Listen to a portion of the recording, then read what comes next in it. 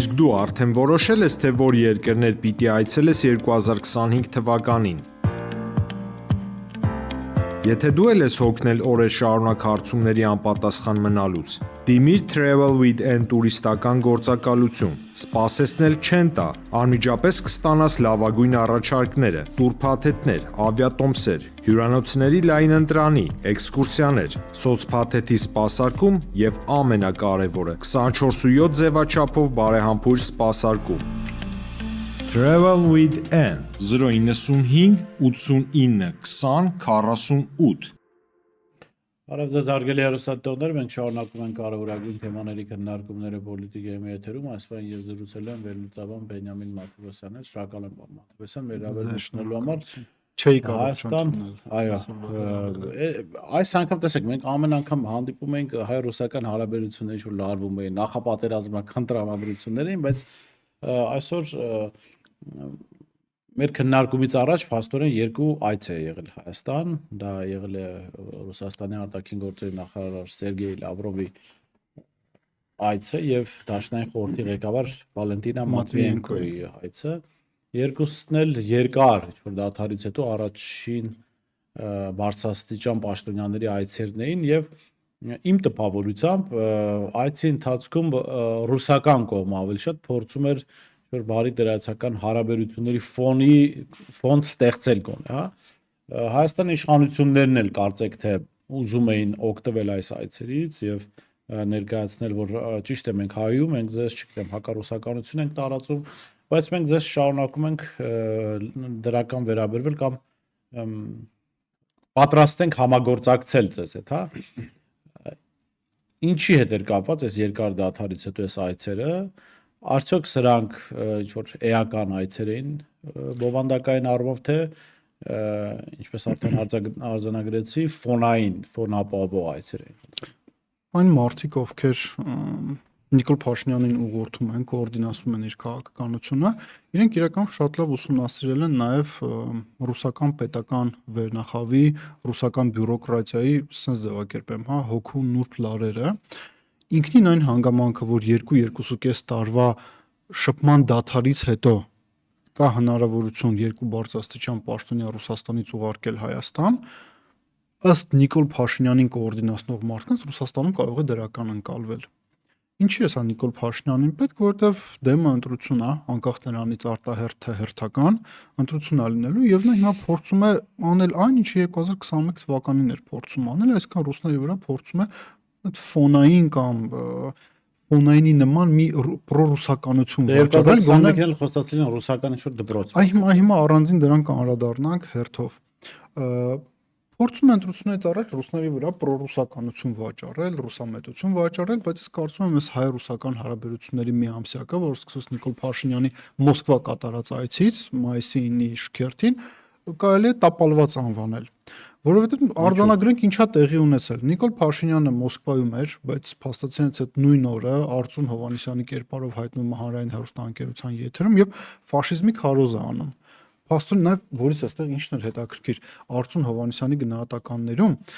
իրենք անում են ինչ 18 թվականին էին անում։ Այսինքն Նիկոլ Փաշինյանը շատ լավ գիտեր, որ Մոնթե Մելքոնյանը կա հանրային կոնսենսուս, որ Մոնթե Մելքոնյանը հերոս է մեզ համար։ Արցախը Հայաստանը եւ վերջ, իրականում այդպես է, հա։ Եվ իր կերպարը նա օգտագործեց, շահագործեց 18 թվականին, եկավ իշխանության, Ռոբերտ Աբաջանի ֆեյք պապիկին բերեցին։ Հիմա ինչ անում Արծուն Հովհաննիսյանը։ Մի կողմից իրենք քարոզում են իրական Հայաստան եւ այլն եւ այդպես շարունակ, մյուս կողմից էլ նա շատ լավ իմանալով, որ պատմական Հայաստանի համար պայքարի միտքը ցանկացած հայի հոգում ինքնության մասը ինքը հենց այդ նուրբ լարերի վրա է խաղում, ասում որ դե եթե գերմանացիները հաղթեին թուրքական հողերի հաշվին, փաստորեն պետքա լավ թուրքերի վերահսկողության տակ գտնվող հողերի հաշվին պետքա վերականգնվել պատմական Հայաստանը, սա առաջինը։ Երկրորդը Սերգեյ Լավրովի այցի ժամանակ, տեսեք, մենք ունենք արարողակարգի մասին օրենք, 18 թվականին այդ օրենքը ստորագրվել, եթե չեմ սխալվում, մարտ ամսին է ստորագրվել։ Այնտեղ արարողակարգի հետ կապված մանրամասն ամեն ինչ նկարագրված է, սկսած նրանից, թե ինչ պաշտոնական, ինչ այցեր կարող են օտար երկրա պաշտոնյաների լինել Հայաստան, վերջացած նրանից, թե որ պաշտոնյայի այցը պետական որ կառույցն է ֆինանսավորում, բայց դիմավորելու մասով Բորիս այստեղ շատ կարևոր է ընդգծենք հետեւյալը, շատ դեպքերում դա պայմանավորված է քաղաքական նպատակահարմարությամբ։ Լավրովի այցից առաջ Հայաստանում էր Գերմանիայի նախագահը, ով իրենց Վահագն Խաչատուրյանն այսպես ձևակերպենք, որպեսզի պարզնի, թե նա ինչ ազդեցություն ունի Գերմանիայի քաղաքական գործընթացների վրա։ Գևորգ Պապոյանը, ֆիկտիվ հանրապետականը, որը հիմա նախարար է աշխատում Նիկոլ Փաշինյանի մոտ, դիմավորեց Գերմանիայի նախագահին Արարատ Միրզոյանին, մի հատ վերհիշենք նրա անցյալը, երբ որ նա նույնիսկ ազգային ժողովի նախագահ էր, այդ պահներ Իշենք 2021 թվական Ֆրանսիայից պատվիրակություն է գալիս օդանավակայանում դիմավորումը։ Էլի դեպքեր են եղել։ Դեպքեր եղել նույնիսկ Նիկոլ Փաշինյանն է պայմանականորեն ասած Չ կլասի չինովնիկներին դիմավորել։ Լավրովին ոչ օդանավակայանում դիմավորեց Արարատ Միրզոյանը, ոչ էլ հաջորդ օրը արարողակարգային միջոցառման ժամանակ հաղթանակի այգում նա այնտեղ Ինչ որ մեկը դիմավորեց, թե հասցեին տվել, ասում այս հասցեով կգաք պարոն Լավրով։ Փոխ նախարար կար, եթե չեմ սխալվում, արտաքին գործերի փոխնախարարն էր, Գուրգեն Արսենյանն էր եկել եւ դիմավորում էր։ Մինչեւ ամեն դեպքում կար, բայց նախարարի մակարդակով չկար։ Հետո այցի ընթացքում Իթիվս այլի մենք տեսանք օրինակ Լավրովը ասաց, որ ռուսական կողմը, այսպես ձևակերպենք, դրական չի վերաբերվի նրան, որ հայկական կողմը 26 թվականին ընդունի եվրոպական այդ համայնքի գագաթաժողովը։ Նա ռուսական կողմի մոտեցումն է, հիմա իրանք իրենց, չգիտեմ, շահերը, պատկերացումներ ունեն, Լավրովը ունի իրավունք դա բարձրաձայնելու։ Մենք էլ ունենք իրավունք կամ ընդունելու ռուսների մտահոգությունները հաշվի առնել, կամ էլ չընդունելու։ Լավրովի հեռանալուց 1-2 օր հետո Նիկոլ Փաշինյանը հայտարարեց, որ Եվրոպական համայնքի գագաթաժողովը 26 թվականին կլինի Հայաստանի Հանրապետությունում, այսինքն հրապարակայնորեն հնչեցրած մտահոգությունները ռուսական կողմի, հայկական կողմը ոտնատակ արեց։ Իմիջիայլոց Թուրքիայի նախագահի հետ հեռախոսազրույցից հետո Նիկոլ Փաշինյանի աշխատակազմը փաստորեն հենց առանձին այդ մասն է առանձնացնում, որտեղ Էրդողանը շնորհավորում է Փաշինյանին գագաթաժողովը 26 թվականին ընդունելու համար։ Ռուսական կողմի մոտեցումը ոտնահարում են, թուրքերի շնորհավորանքը առաջ են տանում։ Վալենտինա Մատվիենկոյի այցի հետ կապված եւ Մատվիենկոյի եւ Լավրովի այցը ռուսական կողմի համար դրամաբանորեն պետք է ունենալ որոշակի գետնի վրա արտահայտություն, այսինքն ինչ-որ քաղաքական կապիտալ իր հետ։ Անգամ հայտարարեցին Լավրովի այդ ժամանակ ինչ-որ փաստաթուղթ է ստորագրվել, ստորագրված փաստաթուղթը դա աշխատանքային փաստաթուղթ է, աշխատանքային պլանի ստորագրում է, թե 1 տարվա ընթացքում ինչ միջոցառումներ, ոչ ավելին ինչ են ռուսական կողմը ինչ էր ակնկալում ստանալ եւ դրա վերաբերյալ ոչ միայն ակնարկներ, այլ նաեւ ըստ օթում կախված լուրեր, նաեւ հայկական կողմին ուղիղ ասվել է բացել հյուպատոսություն կապանում։ Ոչ միայն հյուպատոսությունը չբացվեց, այլ նաեւ Լավրովի եւ Մատվիենկոյի այցի արանքում բացվեց ֆրանսիական հյուպատոսությունը։ Այսինքն միամսյակը հայ-ռուսական հարաբերությունների ինքը տապալված է։ Նիկոլ Փաշինյանը ինքը ռազմավարական ընտրություն քանի որ կատարել է դեպի Թուրքիա։ Բայց այստեղ պարոն Մաթևոսյան, ինձ գիտեք ինչ տեղադրում։ Մենք անդադ մեղադրում ենք Նիկոլ Փաշինյանը քաղաքացիական պայմանագիրը ալեն, այսինքն սա ինչ ռուսները չեն տեսնում։ Բորիս, այս հարցին որովհետև իմ մոտ տպավորությունն է, թե ասենք Նիկոլ որ ինչ որ մեկին անծանոթ յուղից հարս են տանում, պարզվում է աղջիկ չի, կան որ կուսակրոնությունը տրենդի մեջ բարձում աղջիկ չի, բայց երբ որ այդ նույն ընտանիքի հետ աղջիկան 7 անգամ է տանում ու 7-րդ անգամ զարմանում է որ այդ աղջիկը աղջիկ չի։ Որից դա տարօրինակ է ընտանիքի մասին։ Մի վարքան Բորիս, բայց ինչ պետք է աներ Վալենտինա Մատվիենկոն, Ալեն Սիմոնյանից ստացած ծաղիկը պետք է գլխին տար կամ պետք է գար հրապարակում ասա Ժոհայ Ժորժյան։ Եթե Լավրովը հիմա այս հարց եք տվել պատասխանեմ, հա։ Լավրովը այցից առաջ գիտեր, չէ՞ որ այդ փաստաթուղթը չի ստորագրվել, թող չգա։ Ռուսական կողմը Հայաստանի իշխանությունների նկատմամբ իրենց վերաբերմունքը դրսևորելու այլ տարբերակներ էլ ունի։ Եվ ես կարծում եմ մոտ ապագայում դա ավելի ակնառու կլինի։ Բայց կրկին ասեմ, Վալենտինա Մատվիենկոյի ծաղիկները Ալեն Սիմոնյանի գլխին չպետք է տար։ Սերգեյ Լավրովի այցի հետ կապված կամ ընդհանրապես Վալենտինա Մատվիենկոյի այցի հետ կապված ասում եմ իրենք չպետք է դուրս գան եւ ասեն հայ ժողովուրդ դուք չգիտեմ պետք է պայքարեք ձեր ժողովրդի մասին չի պարոն Մաթևոսյան իրենց մասին է խոսքը իրենք հիմա պետություն են աշխարհակաղակական կենտրոն են որը անընդհատ ինչ որ մարդկանց կողմից նվաստացվում է հիմա դա անցալում Բորիս ախր տեսեք էլի Լավրովի ու Մատվիենկոյի այցը հատկապես Լավրովի այցը դա ինքնիշխանության մասին էր Հայաստանի ինքնիշխանության ասեմ ինչու եմ ես այդպես կարծում Լավրովը գլոբալ առումով ինչ էր ասում։ Մենք այդքան էլ չենք ողջունի, որ դուք այդ գագաթաժողովը անցկացնեք, բայց ձեր ընտրությունն անցկացնել թե չէ։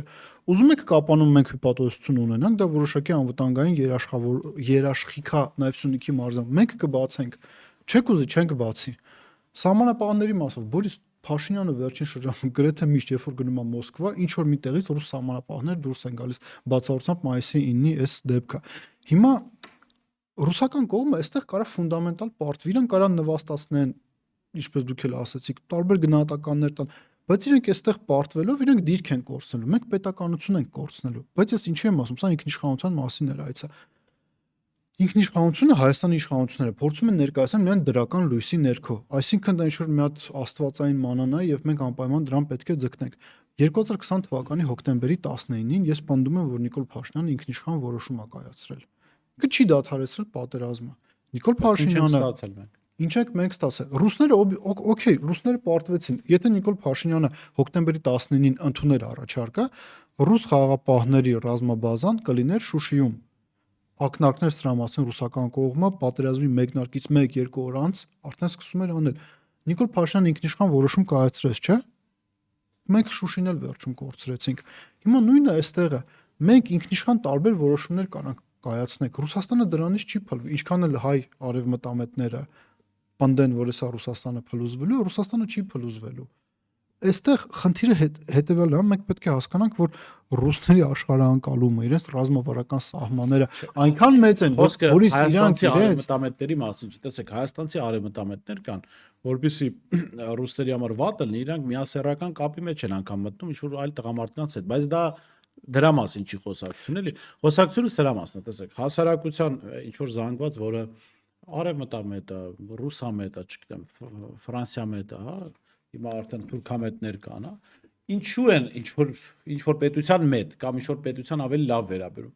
Այդ պետությանը համարում են առավել հաջողակ, համարում են, որ այդ պետության հետ զարգացման շանս կա կապելու, համարում են, որ այդ պետությունը ուժեղ է, կարող է նաև իրենց պաշտպանել։ Հիմա Ռուսաստանի պաշտոնյաների գործողությունը անկեղծ եմ ասում։ Անկամ ռուսների մոտ դրական տրամադրված հասարակության մոտ չի առաջացնում հաջողակ պետության բան, այսպես սպասելիք, չի առաջացնում ուժեղ պետության սպասելիք, չի ցավոք սրտի, որովհետև եթե մարդը տեսնում է, մարդի գործ արել, իր աշխատանքը արել, ավարտել, եկել նստել լուրերն նայում, տեսնում է, որ Լավրովը Ռուսաստանի արտաքին գործերի նախարարը կոպիտ ասած ստորացում է սրիկաների կողմից, ինքը հասկանում է, չէ՞ որ Ռուսաստանը ուրեմն ուժեղ չի։ Ռուսաստանի Դաշնությունը ներհայաստանյան զարգացումների տրամաբանության մեջ հատկապես սպասվելիք ընտրությունների համատեքստում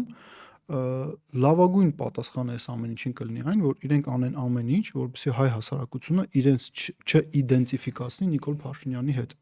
Դրանից ավելի լավ պատիժ Նիկոլ Փաշինյանին եւ արդարացում հայ հասարակության մոտ ռուսական կողմը դժվար թե կարողանա այս պայդրությամբ առաջարկել։ Ու ես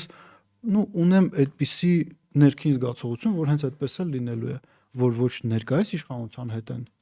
իրենք ասոցացվելու, ոչ էլ նրանց հետ, ով հանձնեց իշխանությունը ներկայիս իշխանություններին։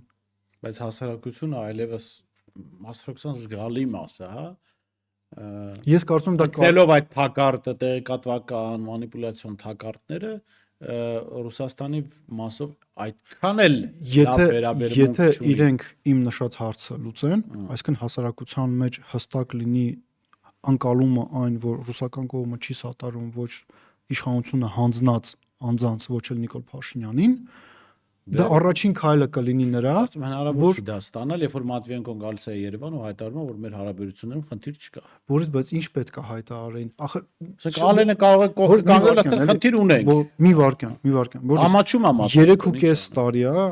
ռուս-ուկրաինական պատերազմը ընթանում է։ 3.5 տարի հետո նոր Ռուսաստանի Դաշնության նախագահը փաստացի ուկրաինական իշխանությունին անվանում ահաբեկիչ, ասում է ահաբեկիչների բանակցություններ չեն վարվում։ 3.5 տարի է, այս մարդիկ իրար սպանում են։ Դրանից հետո է նոր ռուսական կողմը այդ տեսակ գնահատական տալիս։ Հիմա լավ է դա թե վատ է, ես հիմա դա չեմ քննարկում։ Ասացն է, որ Ռուսաստանի մոտ, Ռուսաստանի իշխանությունների մոտ մոտեցումները այս տեսակ են գործընթացների եւ գնահատականների վերաբերյալ։ Սրանք էլ օգտվում են։ Միանշանակ սրանց իհարկե օգտվում դրա համար եմ ասում ամենակարևոր բաներից մեկը որ Ռուսաստանը կարող է եւ պետք է անի ընտրություններից առաջ ցույց տալ որ ճիշտ է մենք որպես ժողովուրդներ որպես պետություններ խնդիր չունենք բայց ռուսական պետությունը պետականությունը այս իշխանության հետ եւ այս մարդկանց իշխանություն հանձնած մարդկանց հետ որևիցե կապ չունի Տեսեք, նրանք այս իշխանությունները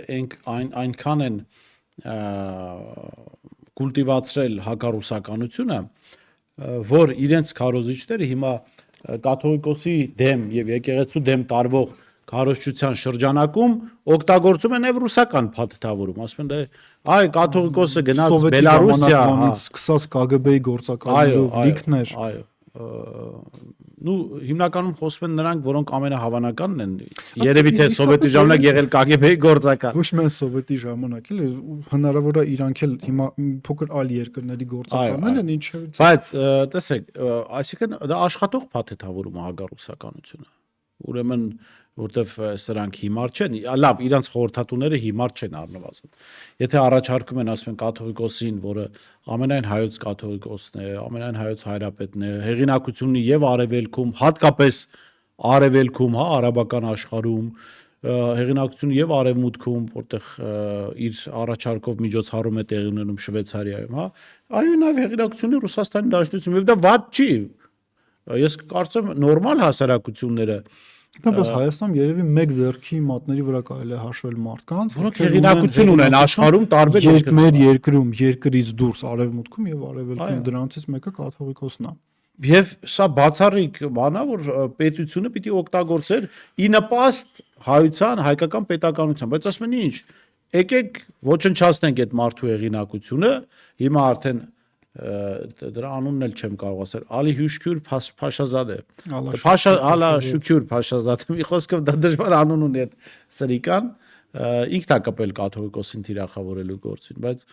մեզ թվում է թե սա, տեսեք, կաթողիկոսը այո աջակցությունն է հանրության մեջ, բայց աշխարհում հո մենք հայտարարվում ենք, այսինքն աշխարհում հո կաթողիկոսի դեմ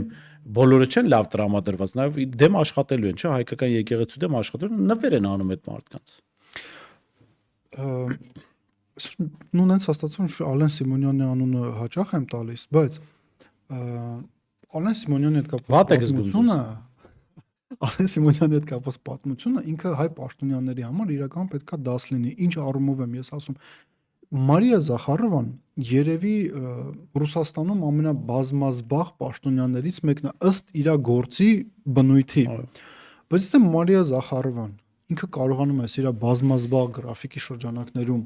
տեսնել նորություններ, այն մասում որ Ալեն Սիմոնյանը իրեն քարտուղարուհի է անվանել եւ գրեթե միշտ որ առիթը լինում է հիշեցնում է դրա մասին, դա խոսում է հետեւյալի մասին, որ այս բոլոր տեղեկատվական եւ քարոզչական իհարկե արձանագրում եւ վաղ թե ուշ այդ բոլոր արձանագրումները իրանք ինչ որ դրսևորում ստանալու են, ինչ որ դրսևորում ստանալու են։ Դե դրսևորումներից մեկը, երբ Փաշազադեին հարցնում են գերիների հարցով ամենայն հայոց հայրապետի հետ հանդիպել, ասում են դա քաղաքականությամբ է զբաղվում, ես ոնց ինքը հոգևորական չի։ Այսինքն Հայաստանում կուլտիվացված այս նարատիվը իրենք օգտագործում են իրենց նպատակների համար։ Ինչ համատեքստում էի ասում, որ ասում եք, որ ռուսական կողմը չի հակազդում եւ այլն, այս պայմանությամբ կարող է իսկապես այդ հակազդեցությունը, որը շատերը կուզենային տեսնել, չկա, բայց ինչ եմ ուզում ասեմ Մարիա Զախարովայի օրինակը, որ Ռուսաստանում այդ հակառուսականությունը, այդ թվում նաեւ այն, որ կաթողիկոսին կապում են Ռուսաստանի հետ եւ փորձում են ասել, որ ոչնչացնելով Գարեգին Բեին մենք ոչնչացնում ենք ռուսական վերջին բաստիոնը Հայաստանում, նաեւ այդպիսի ձևակերպումներ, այս ամեն ինչը արձանագրվում է, ուղղակի ռուսական կողմը ինքը փափուկ ուժ հետ կապված անկեղծ այդ խնդիրը ունի, բայց ինստիտուցիոնալ առումով ես կրկին ասեմ, իրենք ունեն հնարավորություն հայ հասարակությանը ապացուցել, որ իրենք կապ չունեն ոչ նախորդ իշխանության հետ, ոչ էլ ներկայիս իշխանության հետ։ Դեմը ընտրություններ են։ Երբ eBay-ով բան ես պատվիրում, դա Ռուսաստանի տարածքով է գալի, ամենայն հավանականությամբ այո, չէ։ Որ նայած որտեղից է։ Ես ուզում եմ առաջարկել ռուսական հատուկ ծառայությունը, եթե Ալեն Սիմոնյանը մյուս անգամ բան կպատվիրի, Օզոնից ինչ պատվիրում ես մեծ թողնեք գա, թող լավ չասեմ։ Լավ, հիմա կաթողիկոսի նկատմամբ կատարվողը։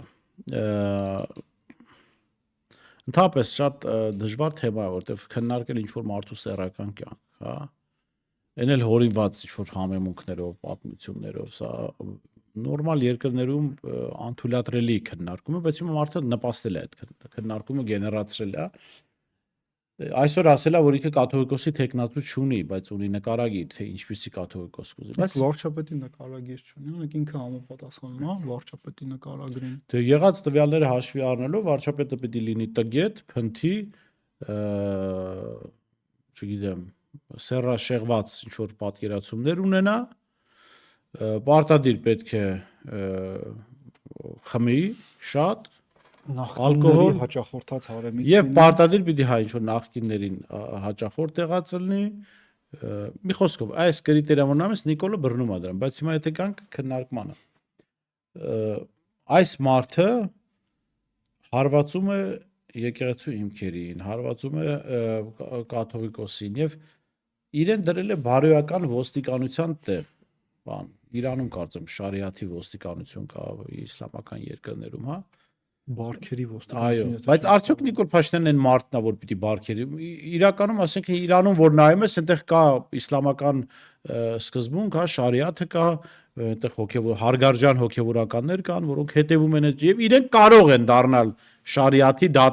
շարիաթը գործածող դատավորներ, ասելով որ մենք պահում ենք այդ կանոնները, դուք էլ պիտի պահեք։ Բայց արդյոք Նիկոլ Փաշինյանն այն մարդն է իր բարոյական նկարագրով, որ ինչ որ մեկի կաթողիկոսի մասին չեմ էլ խոսում։ Ցանկացած ջունգլի անոյի բարոյական նկարագիր է բանալի։ Բորիս, ես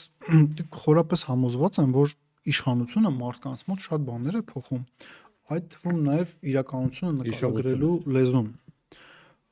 Իրենց շահերը, պատկերացումները, անկալումները շատ են տարբերվում հասարակ քաղաքացիների պատկերացումներից, շահերից։ Ինչի համար եմ ես ասում։ Եթե սեփական իշխանությունը, կյանքը, կապիտալը փրկելու համար անհրաժեշտ է լուծարել հայ առաքելական եկեղեցին, ուրեմն հայ առաքելական եկեղեցին պետք է լուծարվի։ Եթե սեփական կյանքը, կապիտալը, իշխանությունը պահպանելու համար անհրաժեշտ է լուծարել Արցախի հանրապետությունը, Արցախի հանրապետությունը պետք է լուծարվի։ Եթե այդ ամեն ինչը պահպանելու համար պետք է լուծարել Հայաստանի հանրապետությունը, ուրեմն կարելի է քայլ անել նաև Հայաստանի հանրապետությունը լուծարելու։ Այդ բարոյական դաշտ տանելը, որ Նիկոլ Փաշինյանը փորձում է բարոյական դաշտ տանել, սա մաքուր պրագմատիկ քաղաքական աշխարհաքաղաքական հաշվարկ է։ Ես իմ խոսքում արդեն նշեցի, հա, այդ եվրոպական համայնքի գագաթաժողովը, այդ գագաթաժողովները մեր վրա մի տեսակ չեն գալիս։ 22 թվականին Փաշինյանը հենց այդտեղ հանձնեց Արցախը Ադրբեջանին, 23 թվականին Գրանադայում հպարտ մենության մեջ ճանաչեց Ադրբեջանի տարածքային ամբողջականությունը։ Իսկ թվում է Էրդողանը առանձին մի հատ փաստաթուղթ չէ ստորագրի մենակ, որ կճանաչեր Ադրբեջանի տարածքային ամբողջականությունը։ վիրավորական կլներ իր համար։ Հիմա այս վերջին գագաթաժողովից հետո Տիրանայում հանդիպումից հետո, երբ որ սուրճ էին խմում Ալիևը եւ Փաշինյանը, սկսեց հարձակում իրականացնել հայ առաքելական եկեղեցու դեմ։ Փաշազադեն էլ, եթե վերհիշենք, վերընթերցենք ամսի 22-ին, մայիսի 22-ին նրա հայտարարությունը, որը գլոբալ առումով նա երեք իր նամակում այդ կրոնական կազմակերպությունից մեկին ուղղած նամակում նա նշեց հետեւյալը, որ մեր էջմիածնի մեջ իրենք տեսնում են այն կենտրոնը, որը հայկական ներկայիս պետականության լուծարումից հետո կարող է դառնալ հայերի միավորման եւ տարածաշրջանում պետականության վերականգնման կենտրոն։ Եվ Նիկոլ Փաշինյանը դրանից հետո հարձակում սկսեց իրականացնել հայ առաքելական եկեղեցու դեմ։ Այդ անձնական որոշակի վիրավորանքները, անձնական դաշտ մտնելը եւ այլն եւ այդպես շարունակ, սա ուղղակի մաքուր, պրագմատիկ, որոշակի աշխարհակաղակական հաշվարկից ելնելով արված քայլեր են։ Ես ինչի համար եմ ասում, երբ որ դու իշխանություն ես, քո իրականությունը նկարագրելու լեզուն էլ է փոխվում։ Յուրահատկություններն էլ հաշվի առնելով Նիկոլ Փաշինյանի անցած քաղաքական ուղու եւ այլն, նա այն կարմիր գծերը, որը հասարակության մոտ անցալվում են որպես կարմիր գծեր, ես կարծում եմ ինքը այդ գծերը ոտնահարելու հետ կապված խնդիր չունի, դրա համար էլ մենք տեսնում ենք այնինչ տեսնում ենք, սրան էլ գումարեք ներքաղաքական որոշակի զարգացումները, որ դու ակնհայտ փորձ է արվում, անդիմություն դիրքավորված թևերից մեկին աջակցություն ցուցաբերել, սրել իրավիճակը, փորձել այսպես, հա, գեներացնել փողոց, ինչպես 18 թվականին գեներացրեցին, եւ դուք կհասկանաք ինչա կատարվում։ Մաքուր պրագմատիկ հաշվարկ է։ Այս մարդկանց վարկագծով լեզու է դրվում մի մարդու բերանը, խոսքը Փաշազադեի մասին է, որը ոչ իսլամական աշխարհում հեղինակություն ունի։ Ադրբեջանում Իրանագետ Տոնոյանն էր գրել իր Telegram-յան ալիքում, փաստորեն սրա վարկանիշը 0.2% է, եւ իր ադրբեջանական մամուլը գրում է, որ անգամ եթե Փաշազադեին Ալիև ասենք հրապարակում վառի, Ոչ Ալիևի վարկանիշ ասում կբարձրանա, որտեղ այդքան ատելի է այդ մարդը։ Ես հիշեցնեմ, որ նաև սա ժամանակին Ադրբեջանից անջատված Թալիշ Մուղանյան հանրապետության հոգևոր առաջնորդն է եղել իբրև թե ազգությամբ Թալիշ է, ոչ չնայած ադրբեջանցի ազգություն չգիտեմ կա թե չէ, մի խոսքով թուրքական ծագում չունի, այլ իրանական ծագում ունի։ Եվ նման մարդու վերանը լեզու դնել, որը ոչ իսլամական աշխարհում, ոչ քրիստոնեական աշխարհում, նույնիսկ ադրբեջանական նույնիսկ Ադրբեջանում կոռուպցիոն հարգանք չի վայելում, այդ մարդու վերանը լեզու դնել, որ ինքը խոսի կաթողիկոսի մասին, որը իրականում թողնենք բոլոր խնդիրները, այո իհարկե բոլոր անձանց հետ էլ կարող են ինչ-որ խնդիրներ, քննարկումներ լինել, բայց հարգանք ունի եւ հայության մեջ եւ հարևան ժողովուրդների մոտ, հա, եւ Ռուսաստանում եւ Արևմուտքում Էջմիածնի տաճարի վերաուծումով եւ այն հսկայական շինարարական աշխատանքներով, որոնք այս տարիների ընթացքում կատարել են, նա մնալու է հայոց պատմության մեջ կաթողիկոսների կողմից հայ ազգին մատուցած ծառայությունների մեջ Գարեգինի արած քայլերը եւս մնալու են պատմության մեջ։ Հիմա իհարկե եւ խնդիրների եւ այլի հետ կապված բոլորս էլ հասկանում ենք, անթերի մարդ գոյություն չունի, անկախ նրանից թե կաթողիկոս է, թե կաթողիկոս չի, բայց արձանագրենք հետեւյալը, իսկապես եւ լեզու են դնում եւ աջակցում են եւ մեկ-մեկ տպավորություն է ստեղծում, որ չես կարողանում հասկանալ Փաշինյանն է ձգտում Յենի Ադրբեջան կուսակցության անդամ դառնալ, թե Փաշազադեն է ձգտում ԿՊ-ի անդամ դառնալ, այստեղ որովհետեւ իրենց խոսույթը բնական է առաջին տարբերակը։ Իրենց խոսույթը շատ նման է։ ԿՊ-ն ապագա չունի Հայաստանում, բայց Յենի Ադրբեջանը այս գործողությունների հետևանքով կարող է ապագա ունենալ Հայաստանում։ Բայց կրկին ասեմ, եթե դու իշխանություն ես, շատերի համար, հատկապես նրանց համար, ովքեր միջև իշխանություն ունենալն այդպես կարմիր գծեր չէին ճանաչում, իրականության նկարագրության լեզուն, ընդհանրապես իրականության անցալումը շատ է տարբերվում։ Այդ իսկ պատճառով մենք ականատես ենք լինում այս իրավիճակներին։ Համաձայն եմ պարոն Մաթևոսյան եւ նաեւ ասում նաեւ պետքա բացատրել հասարակություն ինչու չպիտի մտնել Նիկոլ Փաշինյանի քննարկման մեջ, որովհետեւ մենք որպես հասարակություն մեծ ընտանիք ենք։ Դուք պատկերացրեք, դուք ձեր ընտանիքում ունեք խնդիրներ, ասենք մեկ իր կնոջ հետ խնդիրներ, ոչ ինչ-որ բան, անլուծելի խնդիրներ, երեխաների հետ, հա, ու այդ խնդրին ուզում է գա միջամտի ծերեթելիում կանգնած ինչ-որ կին, ասի գա ես գամ ասեմ քո կինը ոնց պետք է, բայց ասես կներեք, իսկ դուք ծերեթելիում եք կանգնում, դուք չեք կարող մեր ընտանիքի գործերին խառնել։ Հիմա նույնը անկեղծ իմ վերաբերմունքը այդպեսին է Նիկոլ Փաշինյան։ Նիկոլ Փաշինյան, այո, կարող է եկեղեցու հետ կապված տարբեր հոգևորականների հետ կապված, կարող է լինել խնդիրներ, բայց դուք ծերեթելիում եք կանգնում, դուք չեք կարող այդ հարցերը, դուք չեք այդ հարցերը քննարկողներ։ Այստեղ նաև կա եւս մի կարևոր հանգամանք, ես կարծում եմ, որ ընդհանրապես ուսանելի պետքա լինի հիմա կաթողիկոսի եւ հայ առաքելական եկեղեցու կողմից իրենց դիրքավորումը, որովհետեւ իրենք չեն տրվում ոչ միայն իշխանությունների սադրանքների, այլև ընդդիմության որոշ հատվածի, որը ակնհայտորեն սադրում է բախումներ, ակնհայտորեն սադրում է, լավ, չասեն հենց նիկոլական քարոզ է կանում, ակնհայտորեն սադրում է իրավիճակի այնպիսի լարում, որը ձեռնտու է միայն Նիկոլ Փաշինյանին։ Լարումը տարբեր հետևանքներ կարա իրականում ունենա, ամենատեսանելիս մեկն այն է, որ այդ լարման հեղինակները կարող են Փաշինյանի կողմից աճեցվել որպես իր համար ընդունելի ընդդիմություն։ Եվ դա եւ երկրորդը, այո, համաձայնելով ձեզ հետ, լարումը, որը եթե վերածվի բախման, դա ինստինկտիվան կարող է բերել եկեղեցու պառակտման, իսկ դա չեմ կարծում հայ հանրությանը պետք է։ Այստեղ Եվ կաթողիկոսի ներողություն, կաթողիկոսի վարքագծի մասով ինչու է նաև ուսանելի, որտեվ կաթողիկոսի տարբերություն այս ծերեթելիում կանգնած մարդու ցույց է տալիս ինչ է նշանակում երբ մարդ իրեն զգում է բոլորի, ասենք, հայրապետը,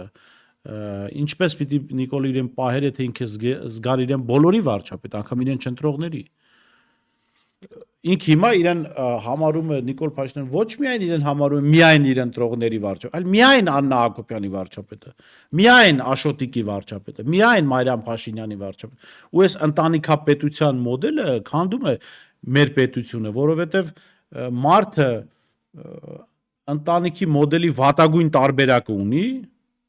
փաստ է, ես դա չեմ բանանում, չէ, հորինում։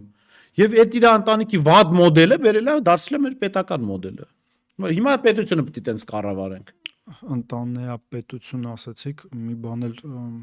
մտքովս անցավ, ժամանակագրության առումով հետաքրքիր է իսկապես մի քանի տրիգեր եղավ Փաշինյանի հանդիպումը Ալիևի հետ Տիրանայում, Փաշազադեի հայտարարությունը ամսի 22-ին ընդդեմ հայ-առաքելական եկեղեցու, ինչպես նաև հարսանիքը Համալիրում, Այո, որը կազմակերպել էր, որը կապ ունի իշխանական Ռիվարոյի օլիգարխներից մեկի հետ, այդ ընտանիքի իհարկե երջանկություն ենք մաղթում, հարցը այդ չէ, բայց հասարակության մեջ քննարկում բարձրացավ եւ այդ անկերապետության շրջանակներում նաև քննարկումը այլ տեղ շեղելու համար պաշտպանությանը։ ինչից ամեն ինչից սկսած Նիկոլ Փաշինյանը ինչ առիթ օգտագործեց, նա սразу двух зайцев էլի, այսպես ձևակերպենք, համ ամենայն հավանականությամբ պայմանավորվածությունները, որոնք ձեռք էին բերվել Ալբանիայում, սկսեց կյանքի կոչել եկեղեցու դեմ, բայց նաև պաշտպանեց իր օլիգարխներից մեկին, իր սրտի օլիգարխներից մեկին, շեղեց ուշադրությունը այդ հարսանիքից, ասում եմ դեհո մոնա ճուլանացված եկեղեցուներում չեն անելու հարսանիքները, այսինքն մենք ունենք նաև իրավիճակ, երբ որ մենք պարզապես անկերապետության շրջանակներում ենք ապրում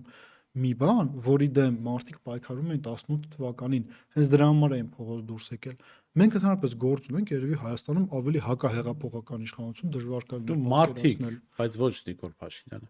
Եթե հիշում եք Սամվել Ալեքսանյանը դեռ 16 թվականին ասել Մեր էր Նիկոլը աղբերն է։ իրենց աղբերն է, ուղղակի ձև է տալի, որ ընդդիմությունը ես շնորհակալ եմ Սամվել Ալեքսանյանին այդ ճշմարտությունը ասելու համար։ Շնորհակալ եմ պարոն Մաթևոսյան։ Իհարկե մենք մեր քննարկումները հիմնականում աշխարհակաղակական հայ-ռուսական հարաբերություններին են վերաբերում, ստիպված ենք որոշակի մասով անդրադառնալ ներքաղաքական կաթողիկոսի եւ եկեղեցու շուրջ տեղի ունեցողի վերաբերյալ, դա արդեն քաղաքացիական դիրքորոշում էր, աջակցություն եկեղեցու։ Շնորհակալ եմ։ Ես շնորհում զրուցում էի Բենյամին Մաթևոսյանի հետ, տեսություն կհանդիպենք։